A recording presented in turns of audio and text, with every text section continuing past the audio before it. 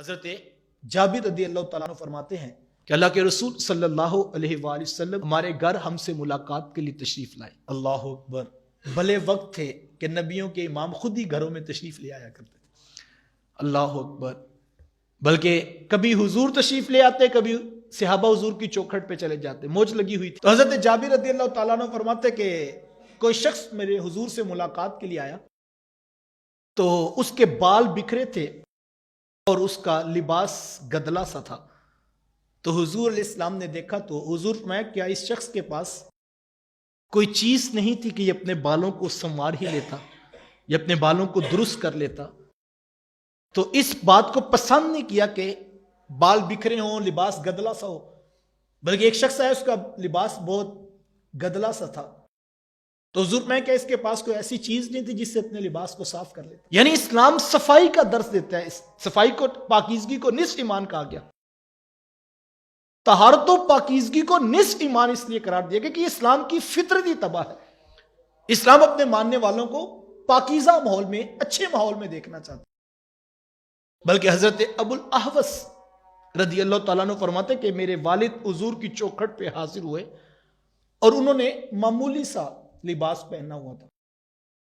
اللہ کے رسول صلی اللہ علیہ وآلہ وسلم نے ان کو دیکھا تو حضور فرمایا کہ تمہارے پاس مال ہے؟ تو عرض کی حضور میرے پاس مال ہے۔ تو حضور میں کس طرح کا مال ہے آپ کے پاس؟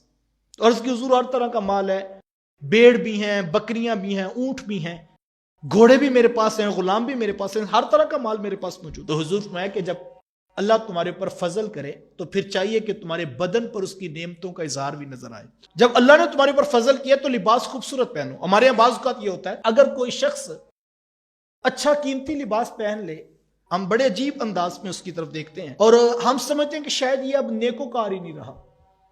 بعض علماء کو لوگ دیکھتے ہیں، بعض بزرگان دین کو لوگ دیکھتے ہیں تو وہ سمجھتے ہیں شاید یہ تو وہی کوئی اور ہی چیز ہے، یہ اچھے اللہ والے ہیں جن کے اتنے قیمتی لباس پہننے ہیں، اتنی اچھی گاڑی رکھی ہوئی ہے۔ تو یہ بات یاد رکھیں، ان چیزوں کا تعلق جو ہے وہ انسان کے تقوی کے ساتھ نہیں ہے۔ ہمارے ہاں ایک کانسیپٹ سا بن گیا کہ جس کے بال بکھرے ہوں، لباس پھٹا ہو، گندا ہو تو ہم سمجھتے ہیں بڑا پونچا ہوا یہ اللہ والا ہوگا کوئی۔ یا شریعت نے جو مزاج دیا وہ حضور کی سنت کو دیا۔ آقا کریم علیہ السلام کی سنت معیار ہے، حضور کا مزاج زندگی معیار ہے۔ اور آپ سیرت پوری اٹھا کر دیکھیں، آقا کریم علیہ السلام نفیس الطبع تھے۔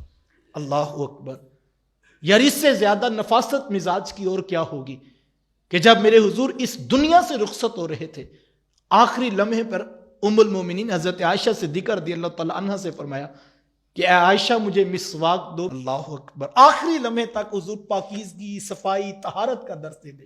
اور حضرت عائشہ صدیقہ رضی اللہ تعالیٰ عنہ فرماتی میں نے مسواک پیش کی تو وہ ذرا سخت تھی، تو حضور میں اس کو اپنے دانتوں سے نرم کر کے دوبارہ دو۔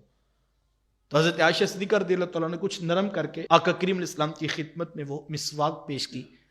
پھر ساری زندگی حضرت عائشہ صدیقہ رضی اللہ تعالیٰ عنہ اس بات پر ناز کیا کرتی تھی کہ میں وہ خوش قسمت ہوں کہ آخری لمحے میرا لعاب حضور کے لعاب سے مل گیا تھا۔ اللہ اکبر، تو نفیس الطبع شخصیت تھی آقا کریم علیہ السلام کی۔ حضور علیہ السلام کے پاس ایک شخص بیٹھا تھا اور اس نے عرض کی کہ حضور میرا جی چاہتا ہے کہ میرا لباس قیمتی ہو، میرے جوتے نفیس ہوں، میں نے سر میں تیل لگایا ہو، میں نے خوشبو لگائی ہو۔ اور صحابہ فرماتے اس نے ہر چیز کا تذکرہ کیا، چھوٹی چھوٹی چیزوں کے بارے میں کہا کہ حضور میں ان چیزوں کے بارے میں بڑا خیال رکھتا ہوں اور میرا جی چاہتا ہے۔ یہاں تک صحابہ فرماتے کہ اس نے کہہ دیا کہ حضور میرا جی تو یہ بھی چاہتا ہے کہ میرا کوڑا بھی جو ہے وہ قیمتی اور عمدہ ہو۔ تو ہم حیرت زدہ ہوئے کہ چھوٹی چھوٹی چیزوں پر یہ سوال پیش کر رہا ہے۔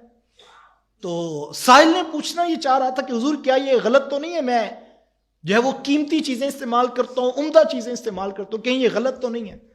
اللہ اکبر، تو حضور علیہ السلام نے فرمایا کہ میرا رب لطیف ذوق کو اچھی نظر سے دیکھتا ہے۔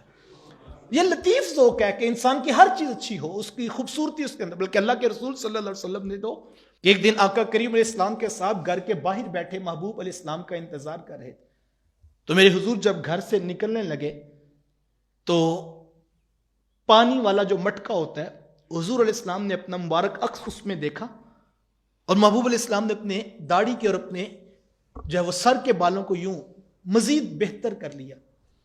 تو ام المومنین حضرت عائشہ صدیقہ رضی اللہ تعالیٰ عنہ حضور علیہ السلام کو دیکھ رہی تھی. تو میرے حضور تو پھر میرے حضور ہیں. حضور ان کی دیکھنے کا جو انداز تھا میرے حضور اس سے بات سمجھ گئے. تو حضور مسکرا کر حضرت عائشہ صدیقہ رضی اللہ تعالیٰ عنہ کی طرف دیکھا. تو حضور فرمایا کہ عائشہ، بندے کو چاہیے کہ جب اپنے دوستوں کے پاس جائے تو پھر بن سنور کے جایا کرے. یہ اسلام ہے حضور والا، یہ اسلام ہے. اللہ اکبر. میرے حضور تو ویسے بڑے خوبصورت ہیں یار وہ کتنے خوبصورت کہ جن کے حسن کی قسمیں رب خود فرما رہا. وَالضُّحَىٰ وَاللَّيْلِ اِذَا سَجَا، محبوب تیرے چاش کی طرح چمکتے ہوئے چہرے کی قسم، شب دیجور کی طرح شانوں پہ لٹکتی زلفوں کی قسم. یار جو اتنے خوبصورت ہیں کہ رب قرآن میں ان کے حسن کی قسمیں اٹھاتا ہے. جب وہ بن سمر کے اپنے صحاب کے پاس آ کر بیٹھتے ہوں گے پھر عالم کیا ہوتا ہو.